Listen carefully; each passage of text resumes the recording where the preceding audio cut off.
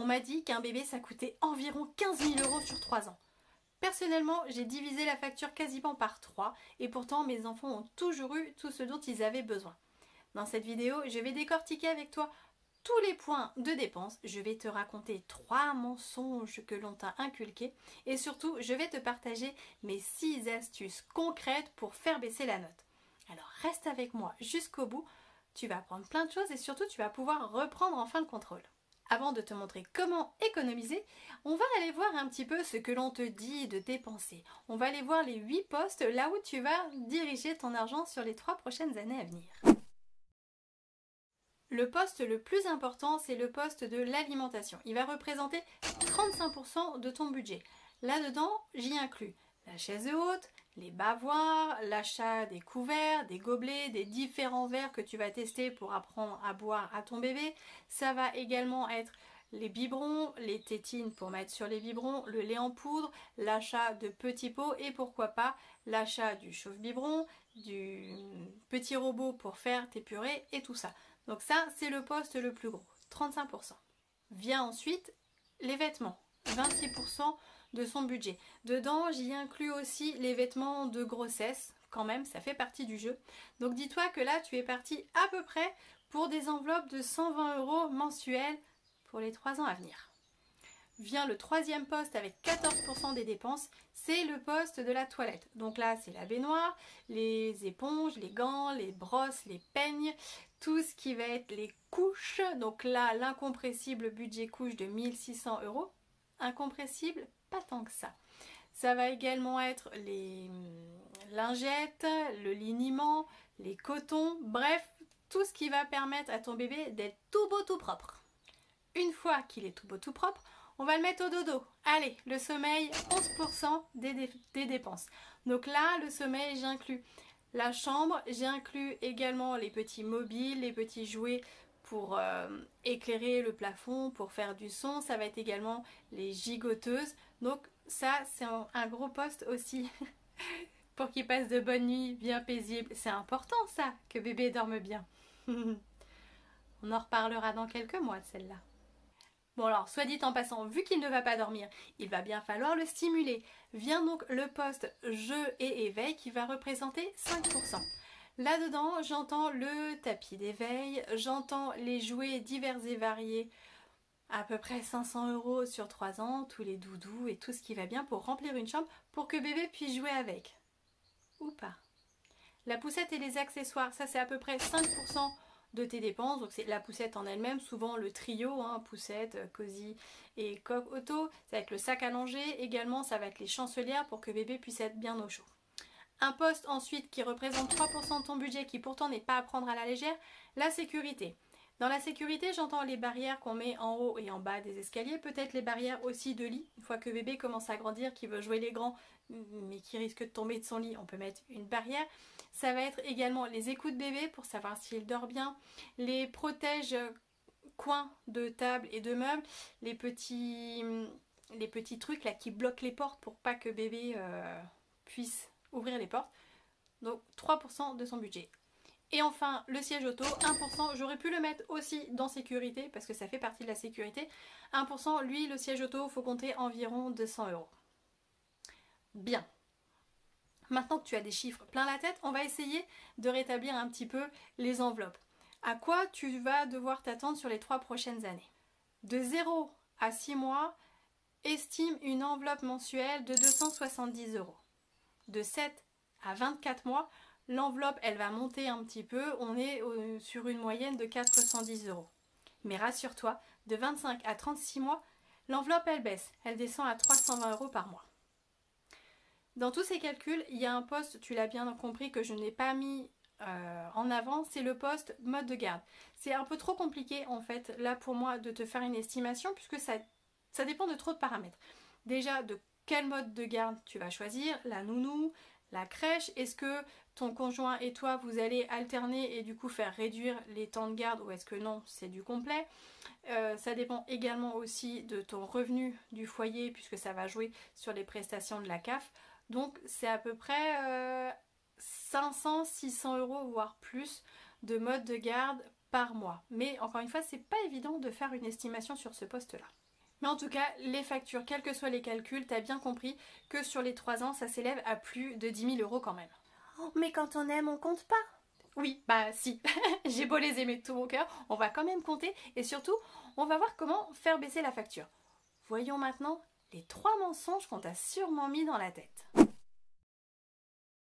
Alors oui, j'entends l'envie qu'on a toutes quand c'est notamment le premier bébé. On veut que tout soit beau, que tout soit parfait, on veut que tout soit neuf. Pourtant, c'est pas forcément le premier conseil que je te donnerai. Premièrement, un petit truc à avoir en tête qui n'est pas négligeable, même si maintenant il y a de plus en plus de normes et qui vont du coup faire monter la facture du neuf. Quand tu achètes quelque chose de neuf, il y a quand même toute cette odeur, toutes les... Tu le sens hein, quand tu ouvres les paquets, ah ça sent le neuf. Bah, tout ça c'est pas forcément très bon pour la santé de nos bébés. Toutes les peintures, les bois agglomérés, tout ça, bébé va sentir tout ça. Donc autant acheter du neuf. C'est très méchant de ma part, mais c'est un autre bébé qui l'a respiré. Ça, c'est la responsabilité des parents qui ont acheté du neuf. Et toi, du coup, tu as quelque chose qui a bien ventilé. Mais voilà, c'est vrai qu'on a envie de tout acheter neuf. Principalement, ce que je conseille d'acheter neuf, ça va être la sécurité. Donc le siège auto, parce que ça, tu sais pas s'il y a eu des accidents ou pas, s'il est encore en bon état. Siège auto, c'est quand même intéressant. Le matelas pour l'hygiène et pour l'hygiène aussi, tout ce qui va être les tétines, donc les tétines qu'ils ont toute la journée ou les tétines de biberon. Après pour le reste, on en reparlera justement sur comment faire baisser la facture, mais le seconde main, c'est vraiment une bonne option. Ouvre grand tes oreilles. Les magasins ne vendent pas des produits pour répondre à tes besoins, ils créent des besoins pour vendre leurs produits. En effet, le marketing, ils sont très forts pour aller t'inventer des besoins pour que tu puisses acheter leurs solutions. Alors maintenant, quand tu iras dans un magasin, pose-toi toujours cette question avant d'acheter quelque chose. Est-ce que vraiment je vais en avoir besoin? Parce que si tu les écoutes, tu vas dévaliser le magasin.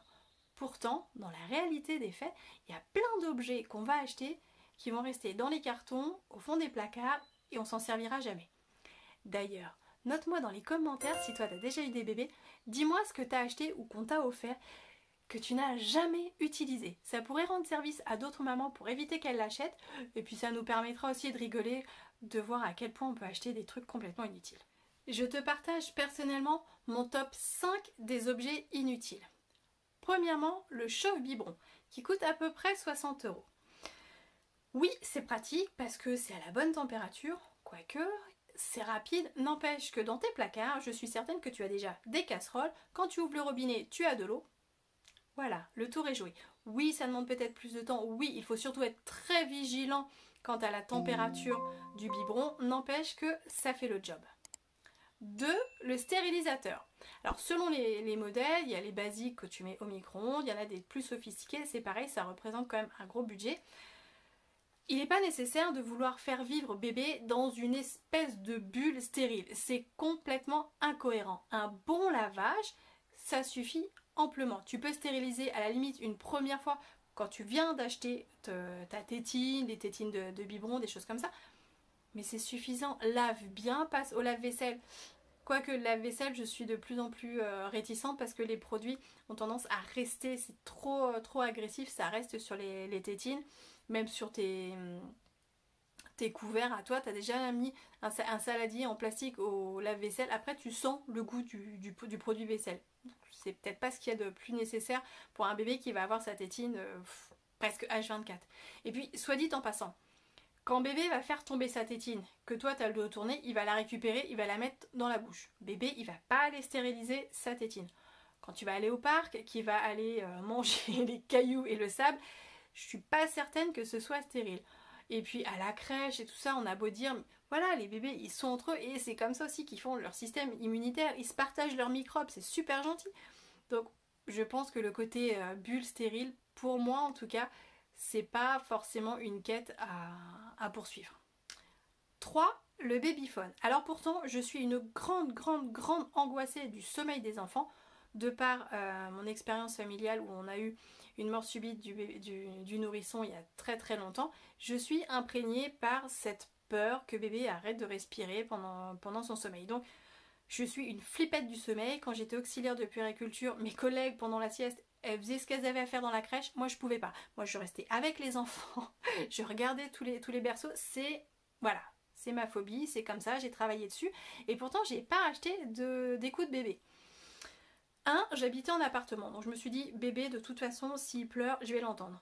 Et puis, en fait, je me suis aperçue qu'il ne dormait jamais dans ma chambre. Enfin, dans sa chambre, il était tout le temps dans mes bras.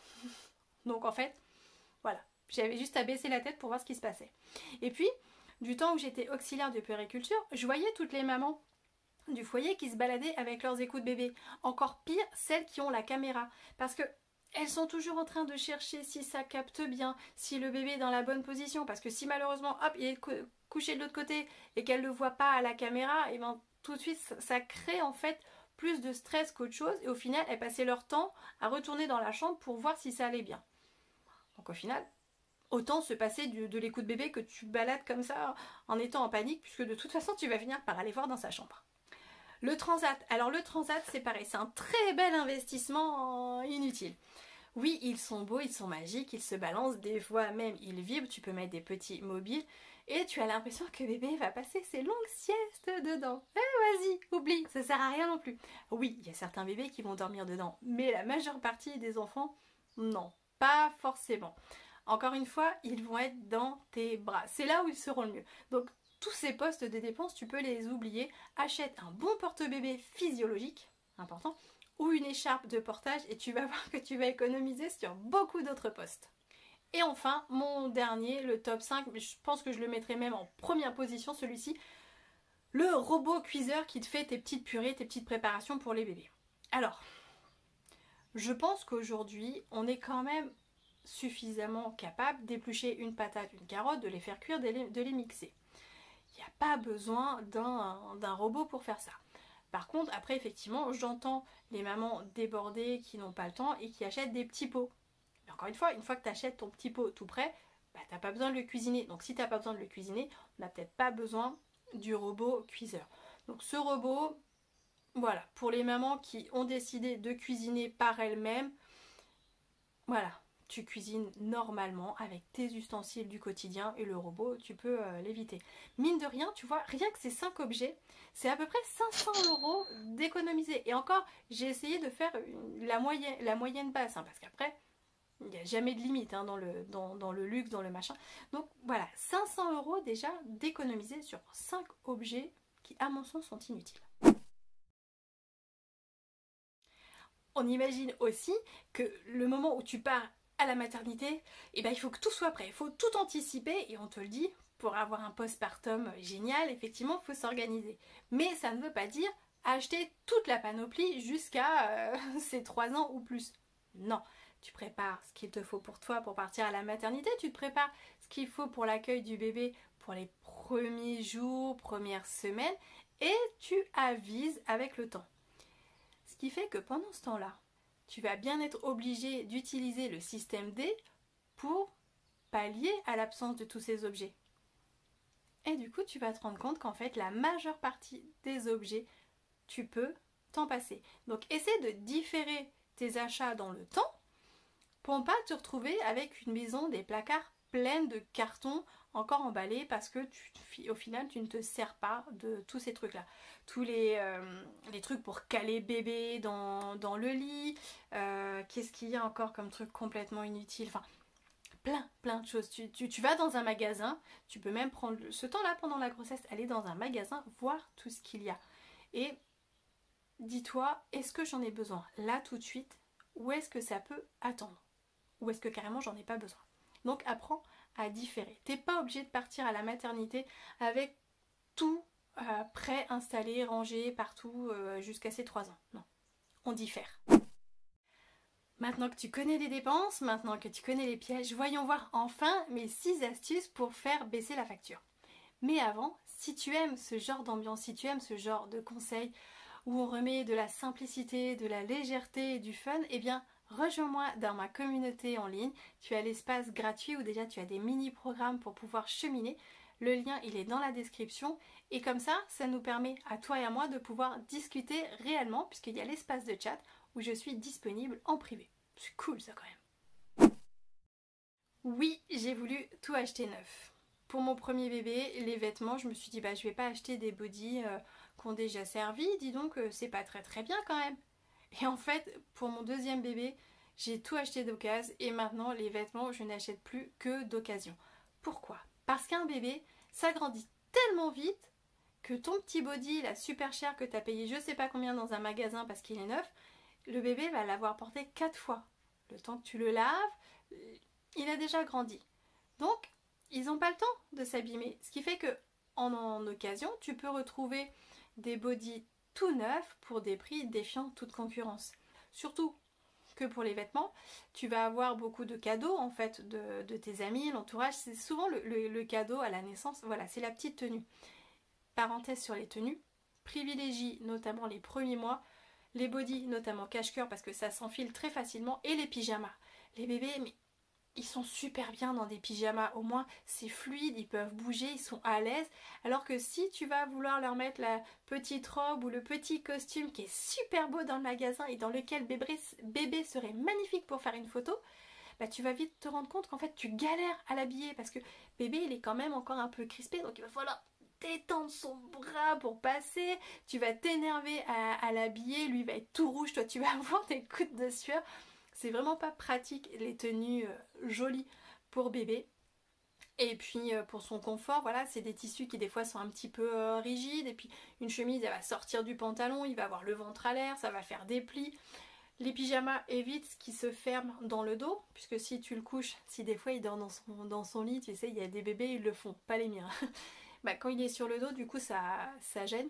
Donc voilà, vive le second main. Et pas que pour les vêtements, là je te parle principalement des vêtements, mais pour tout, une chaise haute, c'est pareil, tu peux trouver ça d'occasion. Une chambre aussi, tu peux trouver d'occasion. Enfin bref, t'as compris, vive la seconde main. Pour faire réduire la facture, tu peux aussi penser à tout ce qui est fait main. Les doudous, tu peux les faire tricoter, tes oreillers, des vêtements, tu peux les coudre toi-même, tout ça. Mais on peut aller encore plus loin et faire tous nos produits. C'est plus sain, ça revient moins cher. Encore une fois, oui, c'est du temps. Mais par exemple, tu peux te faire des lingettes bébé avec du sopalin et 2-3 produits. C'est plus efficace, c'est plus écologique, c'est plus sain pour la peau de ton bébé. Pareil pour le liniment. Le liniment, c'est 3 ingrédients. Tu peux le faire toute seule. C'est pas très compliqué. Tu trouves plein de tutos aujourd'hui sur internet pour faire tous tes produits. Donc dès que tu peux faire quelque chose par toi-même, tu vas voir que forcément ça réduit la facture et donc c'est intéressant. Puis ça fait passer de bons moments aussi. Ça peut faire, une fois que les enfants grandissent, ça peut leur faire aussi des activités à partager avec toi. Donc le fait soi-même à fond aussi. Quand on a le temps, je suis d'accord. Ma troisième astuce, je pense que tu l'as compris avec le chapitre précédent, résiste aux sirènes du marketing. Lutte de toutes tes forces pour te poser les bonnes questions avant d'acheter des objets, encore une fois, inutiles. Je ne vais pas te refaire tout le paragraphe, tu retourneras en avant sur la vidéo. Un point où tu peux grandement faire réduire la facture. Alors attention, c'est un point qui va faire grandement débat et le débat n'est pas là. L'alimentation. Oui, le poste alimentation, tu l'as vu, c'est le premier poste de dépense, 35%. 35%. Pourtant, voilà, quand on articule, tout de suite ça va mieux. Pourtant, on peut faire baisser la facture. J'en veux pour preuve que l'allaitement naturel, c'est gratuit. Je ne discute pas de si c'est bon, si c'est pas bon, est-ce que c'est mieux d'allaiter, est-ce que c'est mieux de donner un biberon, les contraintes de chaque type de famille, voilà. Le débat, il n'est pas là-dessus, il est juste factuel. L'allaitement, c'est toujours à la bonne température, c'est toujours disponible et c'est gratuit. Il n'y a pas besoin d'accessoires autres que tes tétons. Voilà. Ça, c'est juste pour pas rentrer dans le gros débat pour ou contre l'allaitement. C'est pas ça du tout. C'est factuellement en termes de chiffres. Et puis, tu peux aussi faire réduire la facture, comme je te disais tout à l'heure, pour celles qui ont le temps ou alors celles qui sont pas comme moi et qui savent s'organiser. Il y a des mamans qui sont top de l'organisation, qui arrivent à prévoir les plats sur plusieurs jours. Et ben c'est très bien. tu te prends une après-midi, tu fais toi-même tes purées, bien mixées, machin, et tu répartis au congélateur, au frigo, machin, ça t'évite d'acheter des petits pots. Et là, je vais encore aller un cran plus loin. Peut-être que tu n'es pas obligé de faire des purées et des petits pots.